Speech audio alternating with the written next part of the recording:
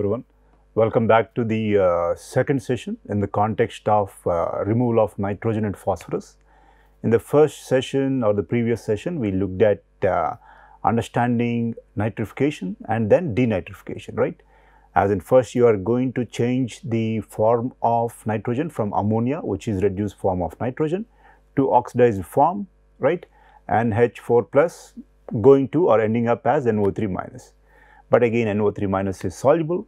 So, you are going to use or promote different kinds of bacteria by changing the conditions, and these conditions are such that it has to be anoxic, right. Let us look at this. So, we have nitrification, we looked at this. So, two steps, first ammonia oxidation to NO2 minus, so thus ammonia oxidizing bacteria, and NO2 minus going to NO3 minus, nitrite oxidizing bacteria. Overall, it will look like this obviously, as in NH4 plus going to NO3 minus, but please understand that there are series of steps.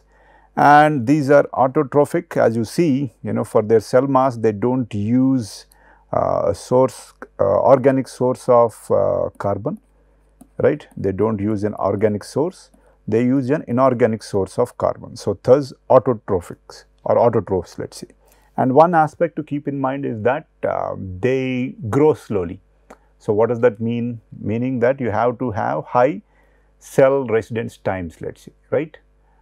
So, that is one aspect, and also their yield is less, right, less, what do we say, number of microorganisms or new cells produced per what do we say, mass of or unit mass of the substrate or food that they are consuming.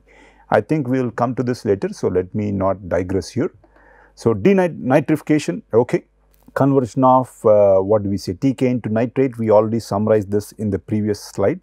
So, let us move on, two steps, and overall nitrification reaction, yes. And here one aspect to note is that if we look at it from mass point of view, 1 gram of nitrogen uses 4.5 grams of oxygen. So, that is a considerable requirement. So, whenever we are looking at removal of nitrogen, the need for oxygen, right, goes up a lot, let us see. Why is that? Because then your costs also increase, right. But it is not as if it is 1:4.7. Why is that? Because some of the nitrogen will also be, what do we say, fixed in the cell mass, let us see, right. I think we might have the equation somewhere here, okay. So, we will come back to that particular equation, okay. So, we have it here, it is NH4 plus 1.86 O2, and then here you see it is NH4 plus 2 O2, right. So, you understand that some of that is going to go into new cell mass, and CO2 is being used for production of the new cells. Again, this is the overall reaction where NH4 plus is being degraded to nitrate, and also the new cells are being produced, right, new cells. So, that is one reason why we talked about this, though theoretically it might seem like 1 gram of nitrogen consumes 4.7 grams of nitrogen, actual requirement might be slightly less, okay. And as thus I guess, if when you say you are going to consume carbon dioxide, right, it is not carbon dioxide, or you have to, I guess, produce carbon dioxide too. So, HCO3 minus will be consumed in this process, right, this carbon dioxide will be released. So, why is that necessary? Because it will lead to decrease in the alkalinity, which will give me an idea about the acid neutralizing capacity of water. So, these waters now you can either the pH will be affected, or whenever you add an acid they can't stop the decrease in pH, but we are not going to digress there. But that is one aspect to keep in mind, because you see that during what do we say, nitrification process, alkalinity will be consumed, let us see. Again, the overall reaction turns out to be something like this, right. You have both the nitrification to NO3 minus and new cells. Let us move on. So, characteristics of nitrifiers. Nitrification is thermodynamically less favorable than oxidation with oxygen. For example, if you have, what do we say, if you look at the energy and such, and I think we looked at this, okay, let me explain it in a better manner. We looked at the COD test, I think here we had time, and here we had the COD or such, let us see. and I think we saw some graph like this. And then we see that when there is no more carbonaceous, what do we say, oxygen demand, then you have the nitrogenous oxygen demand coming up.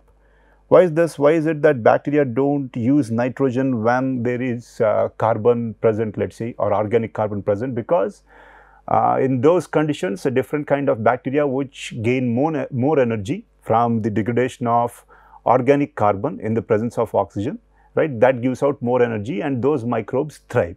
So that's the reason why typically they, grow later. That's one of the reasons, and that's what we are trying to say. Nitrification is also less thermodynamically favorable than oxidation with oxygen. I guess it's not greatly written or poorly framed sentence here, but you understand the issue. And they are sensitive to DO. So the DO is typically relatively higher, right? This is one way to control denitrification or nitrification by maintaining a lower DO. So if you don't want to have nitrification and thus later denitrification, what is one way? So you can maintain relatively low DO without being too close to 0, and at this relatively low levels you can still have aeration occurring, but nitrification will not occur. And another aspect is toxins. I believe we discussed this, so I will skip through this. Toxins, they affect the ammonia oxidizing bacteria or nitrite oxidizing bacteria greatly than they can affect the other heterotrophs or the heterotrophs out there. So that's one aspect. They are highly sensitive to toxics, and as we mentioned earlier, slower growth. So they require a higher retention time than the heterotrophs, let's say, right? So longer retention time is thus required to achieve nitrification in an activated sludge tank, let's say. And time required increases obviously in lower temperatures because the kinetics is the case. So obviously you need to look at theta C, let's say, right? So that's something to keep in mind, theta and theta C. So denitrification. So in the second stage of nitrogen removal, heterotrophic bacteria. Why heterotrophs? Because they need a source of organic carbon. But unlike earlier, what's the electron acceptor here? It's not oxygen, but it's NO3 minus, right? That was produced from nitrification. So electron acceptor is not oxygen, so it's not aerobic process, but it's an anoxic process. Yes, so that's what you have, and that leads to formation of N2, right? So under anoxic conditions. So this is what you have, NO3 minus NO2 minus reduction, and finally you end up with N2, right? Again, denitrifiers. So that's something to keep in mind. Obviously, if there is oxygen, you will see that I think we have the relevant table that I want here. Okay. So this is the case that we will compare glucose, the amount of energy released, and for denitrification, the amount of energy released, let's say. So obviously, as you see, not a great lot of energy, but some energy or a relatively more energy is released when we have oxidation of the organics by oxygen. So obviously, you should not have oxygen, because if oxygen is present, the kind of microbes that thrive will be different, and you will not have this reaction taking place. If you don't have this reaction, obviously NO3 minus to NO2 will not happen. So thus you have to prevent oxygen from being present. So that's something I wanted to mention. So if organic matter is present, fine, that will be used, right? Organic matter can be the wastewater itself, right? Or the waste in the wastewater itself, that can be used, yes. But depending on how you are configuring the system, if you don't have organic carbon, where is the electron donor? There is no electron donor. So in that case, you add carbon or source of organic carbon. So methanol or acetate is added sometimes, let's see. And I guess here is the relevant redox reaction, let's see. CH3OH and CH3COOH, right? Carbon is being oxidized, right? And nitrate is being reduced, right? So electron transfer. So that's something that you can see. Again, when are you going to add methanol? When you don't have enough carbon for driving this particular reaction. And we already looked at this, so I will skip this aspect. So let's just look at one system. So in a conventional ASP, let's understand nitrogen removal, assuming that the theta C and theta are such that, are long enough such that you have nitrification taking place. We know that they are slow growers, so they need more time. So let's say theta C is more, let's see. So, NH4 plus and BOD are coming into the effluent here, right. And here assuming that we spend or let the bacteria spend enough time such that nitrifiers are also what do we say in the picture, you are going to have some nitrification and then BOD removal. So, that is what you see, soluble carbonaceous oxygen demand, it is decreasing, right, that is something that you would expect. So, NH4 plus is also decreasing assuming that we maintain the conditions, and NO3 minus is increasing. And then what is happening though, we will end up what do we say discharging NO3 minus into the effluent, but we know that NO3 minus is not something we want to or should discharge into the wastewater. Again, there are standards, primary reason being NO3 minus is toxic to us too, right, to humans. So, how do we change it, right? So, here the key is to understand that this NO3 minus is formed when you have oxygen, and NO3 minus is removed to nitrogen when you have no oxygen, right. So, that is the key. So, you will have anoxic conditions and aerobic conditions. So, how do you do that? Let us see. So, nitrogen removal, let us look at one other aspect here. So, here you have aeration. So, during this process let us understand how the system is going, the same case as earlier, the first part is the same case as earlier. During aeration BOD removal takes place. So, that is what you see, this BOD is being removed, the BOD or COD, soluble COD is being removed, right. So, that is happening during aeration, and assuming that we maintain the theta C such that nitrification also takes place, you are going to see formation of NO3 minus, right. So, NO3 minus is formed. So, here after aeration there are two cases.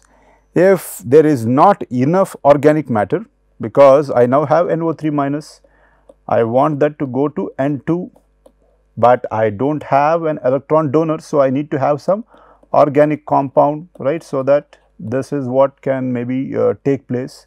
So, if the organic compound is not already present in the water, I have to add it. So, as mentioned we are going to add methanol, let us see. So, that is what you see. So, that is why while the organic COD or COD is decreasing until now, after addition of methanol you see that it increases, and then the methanol is being degraded by this particular reaction, and simultaneously NO3 minus is being reduced to N2, right. So, let us say this is the path, okay. So, this is the path for NO3 minus, but if I do not add methanol, right, what is going to happen? There will still be some BOD or COD in this treated wastewater.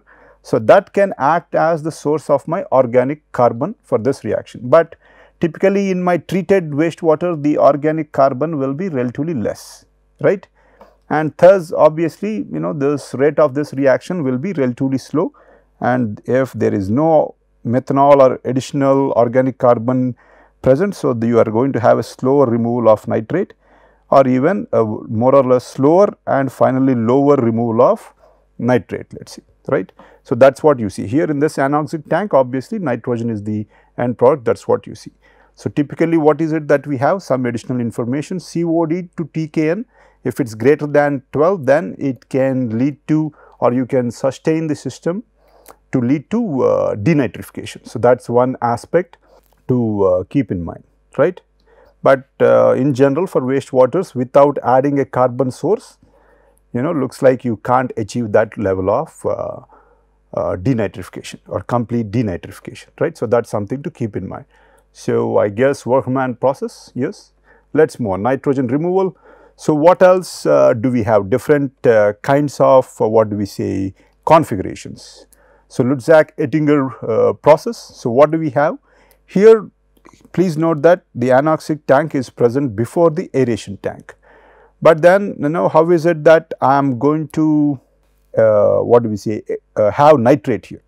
For example, in the anoxic tank you know that NO3 minus goes to N2, but it needs some organic carbon. Fine organic carbon is coming from my influent wastewater organic carbon, my waste is the organic carbon, right. I want this reaction to take place, fine, but where is the nitrate coming from?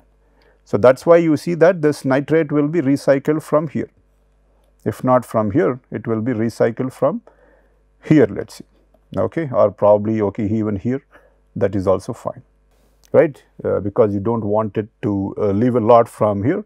So, depending on that you can recycle from here or here. So, you are going to recycle this. So, here what is going to happen, you have recycle, that is bringing in nitrate from the treated wastewater. So, you have nitrate here, you have the organic compound here, right, and then this anoxic process goes forward, or denitrification goes forward, and N2 is degraded. So, what is it that we see? Wastewater is the carbon source, as I mentioned, and because there is considerable what do we say, carbon or organic carbon, because wastewater is influent wastewater has higher carbon. So, potential is faster, or the kinetics will be faster with respect to the denitrification rate, right. But inefficient carbon, what do we say? Okay, I understand what I should have done, a minor aspect. So, let us consider this case, okay, the case where we are only looking at what do we say, nitrate coming in from this particular aspect, let us say, or here, okay, and note that some nitrate will leave the system from here. So, what is happening though? So, looks like there might not be what do we say, enough nitrate here. So, that is one aspect to consider. So, the removal is based on nitrate limited, let us say, right, inefficient carbon utilization. So, again in the aeration tank, obviously the soluble COD is decreasing, and in the aeration tank now you have oxygen, and the organic ammonia and NH4 plus is being degraded to NO3 minus, and from here again this NO3 minus is being recycled to come back out here. So, you have the removal of, or pre-anox, I guess, right. So, that is something to keep in mind, right. Let us move on. So, another adaptation based on what I just mentioned earlier. So, we are internally recycling it, right. Here there are two cases or aspects that I want to mention. Earlier, if you remember, I was skipping ahead and saying that you can recycle from here, but this case let us just consider that we are recycling only the sludge which has nitrate. Two reasons to what do we say, recycle, one to bring nitrate out here, and also to bring out the microorganisms, but nitrate is leaving the system. So, thus we have another way, as in you have what do we say, nitrate being recycled from the aeration tank, internal recycle. So, internal recycle, this ratio is what do we say, pretty important. So, what do we have now? We have higher nitrate concentration coming into the picture, because you can recycle or control this rate, and at this particular point now you have both high organic compound or concentration and also relatively high or enough nitrate concentration. So, this reaction is pretty much fast compared to the previous process, right, and you will have N2 and CO2. Obviously, you need to balance this reaction. So, let us just understand the system here, and here obviously we are recycling it for the sake of the microbes, and any nitrate present here will also come in here, right. But overall, if you look at it, the much lower nitrate concentrations will be achieved here, right. So, that is something to keep in mind compared to this process, yes. So, let us see, here we have high what do we say, COD and high enough nitrate and efficient utilization in both contexts. So, you have what do we say, both the organic carbon decreasing and also nitrate being denitrified, right, at this case. And here at this stage again in the aeration process, your organic compounds are further decreasing, while the ammonical nitrogen and the organically bound ammonia is being oxidized to nitrate. At this point, we are having the internal recycle. So, this goes back here, and we are now going to have enough nitrate there. That is why this what do we say, concentration is coming back down.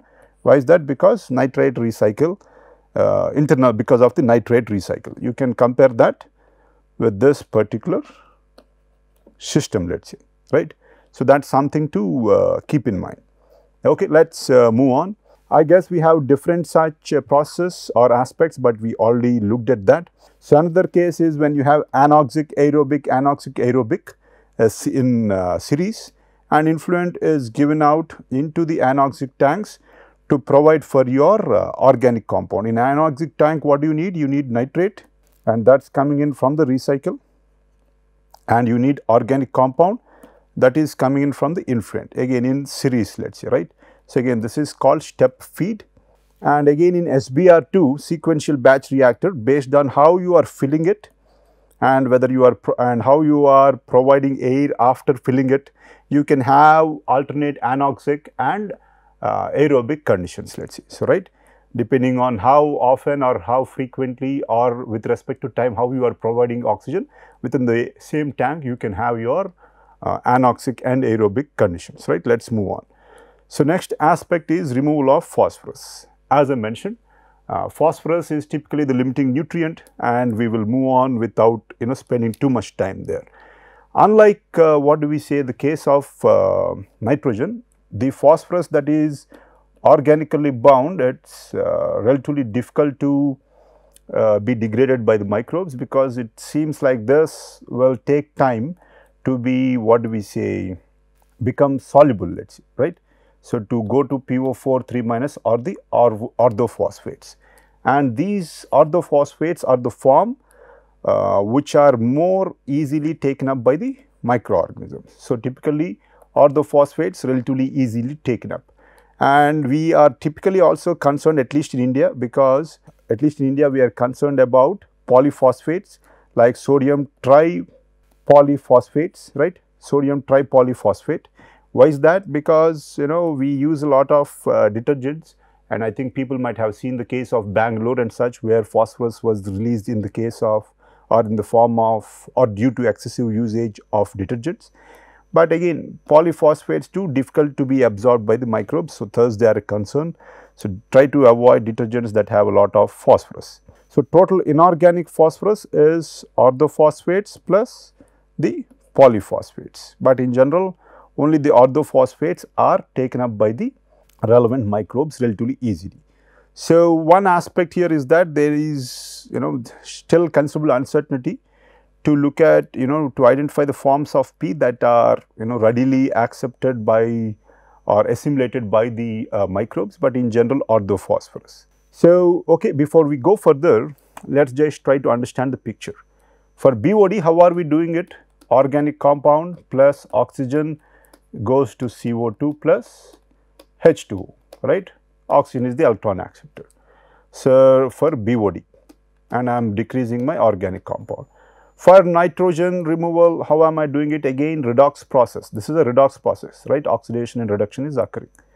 This is being oxidized, this is being reduced. So, for nitrogen 2, what are we doing? Initially NH4 plus, we are converting or oxidizing it to nitrates finally, and nitrates in the presence of the organic compounds, we are going to, what do we say, oxidize the organics, but this time electron acceptor is nitrate, and we are going to these products, let us see, right. So, again both are redox process based, but with respect to phosphorus that is not the case though. So, here we are trying to, what do we say, let a certain kind of microbes thrive, and the microbes that we are trying to, what do we say, propagate here are called phosphorus accumulating organisms, right, phosphorus accumulating organisms. So, obviously as the name indicates, these what do we say, microbes or the phosphorus accumulating microbes can accumulate phosphorus, but again these are specific what do we say, microbes. So, thus you need to create the conditions specific to these microbes to let them thrive, and in general these microbes thrive under what do we say, two conditions, both anaerobic and aerobic. Well, I should not say under two conditions, under the conditions which are put forth by having alternate anaerobic and aerobic, let us see. Why is that? In such conditions, the microbes are under stress. In aerobic, when they have oxygen and carbon source, they have access to energy. But under anaerobic conditions, they don't. They need to, gain or, still function and thrive. So, they will accumulate, pardon me. So, these phosphorus accumulating organisms are acclimatized to these conditions, let us say, as in when we provide alternating conditions of stress and no stress, anaerobic and aerobic. So, let us see how this works out. Again, what are we trying to do? We are trying to form these phosphorus accumulating organisms.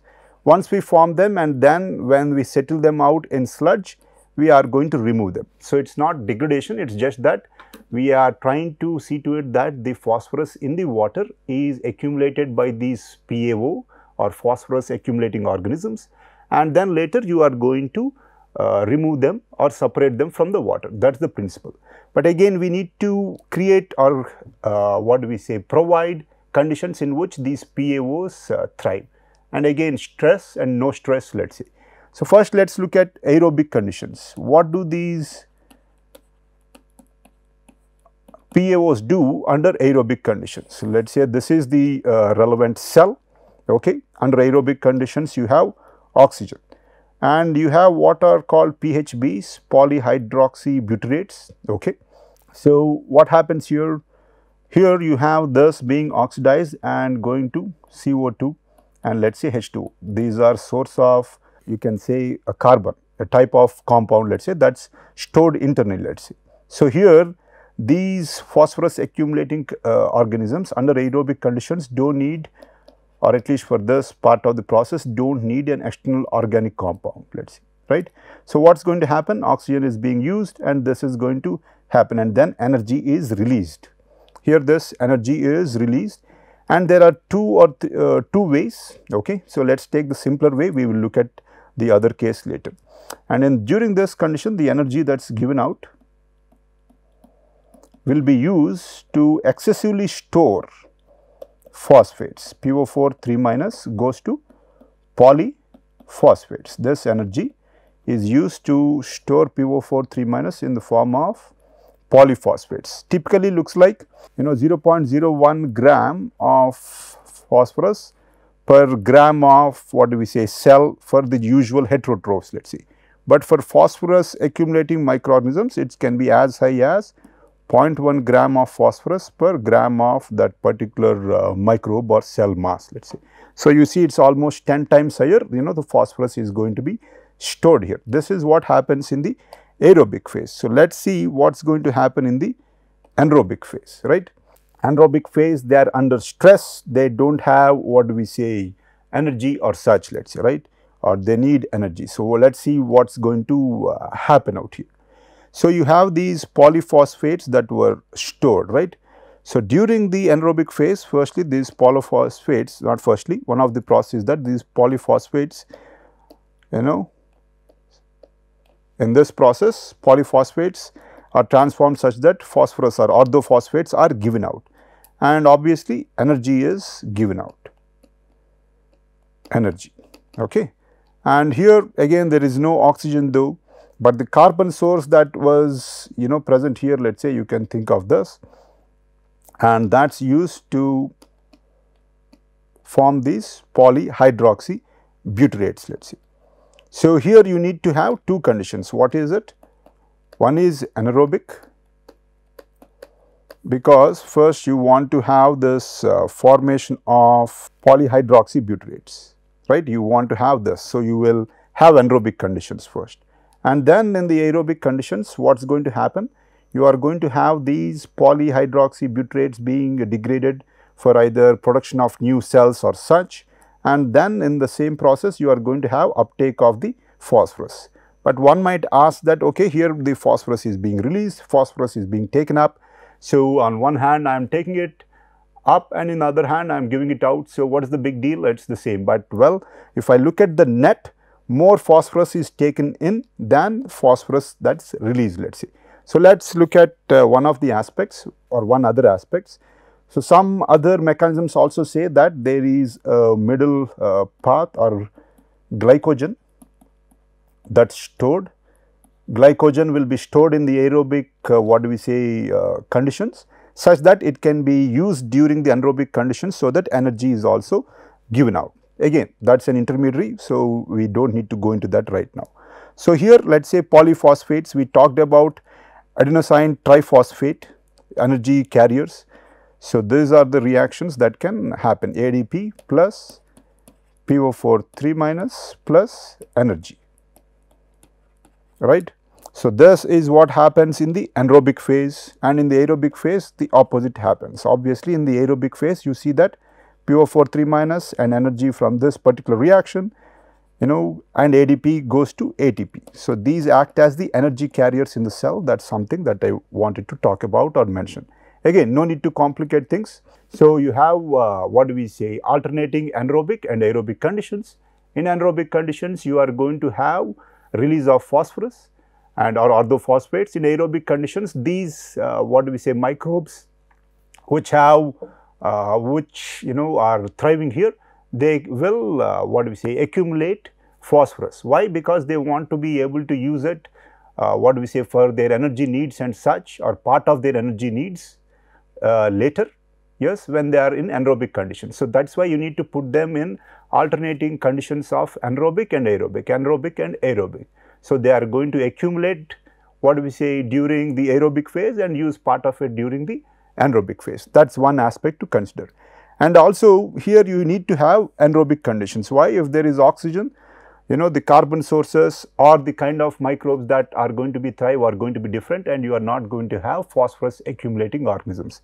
Other than that, you need to have anaerobic conditions because you want to have facultative microbes.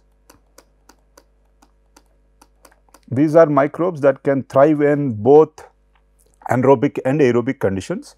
And why do we need them? Because they can lead to or cause fermentation of the organic compounds and lead to what do we say, formation of what do we say, if I am not wrong, acetic acid or acetate, pardon me, formation of acetate. When we say fermentation product, we say acetate. So, why do we want to prefer formation of acetate? Because these phosphorus accumulating organisms like to use acetate as their what do we say, soluble COD. Okay, so this is another picture. So, we have the relevant references given out here. Let us look at this for a second, right. Again, what do we have? We have facultative bacteria, and this is the anaerobic condition. In the anaerobic condition, again these facultative bacteria via fermentation, right, will lead to formation of acetate, and this acetate is something that these phosphorus removing bacteria or phosphorus accumulating organisms like. So, during this anaerobic phase, again we saw what is going to happen, but here the representation is in a different form. Please note that though, right. They are again talking about carbon storage and such, but you more or less we do agree that phosphorus is being released. So, these aspects you can look at it based on what I just discussed here, let us say, right. So, that is what you have out here. So, we have phosphorus being released, and out here during the aerobic phase, what is going to happen now? This what is it now? You have oxygen present, and again new cells being produced, and what do we say, the carbon source or the PHB going to CO2 and H2, let us say again. But here the key aspect is phosphorus is being taken up in the aerobic phase and phosphorus is being given out in the anaerobic phase, right. So, I believe I looked at this or mentioned this already. So, let us move on. So, luxury uptake, I guess, right, luxury uptake, as in we mentioned stress and no stress conditions, they are in luxury conditions and they take up phosphorus which will be used during stress conditions, let us move on. So, phosphorus removal. So, this is a good graph, and I believe I am out of time. So, we will look at this later or in the next session, but again one aspect is anaerobic conditions, they release phosphorus, and during aerobic conditions they are no more under stress, but would like to take up phosphorus so that it can be used for its what do we say, energy needs, if I may say so, later, right, under the anaerobic conditions, let us say. So, thus we are having net accumulation of phosphorus. So, again anaerobic and aerobic process, so you have to have a recycle, but we will look at the relevant configurations and such in the next session. And thanking you for your patience, I will end today's session.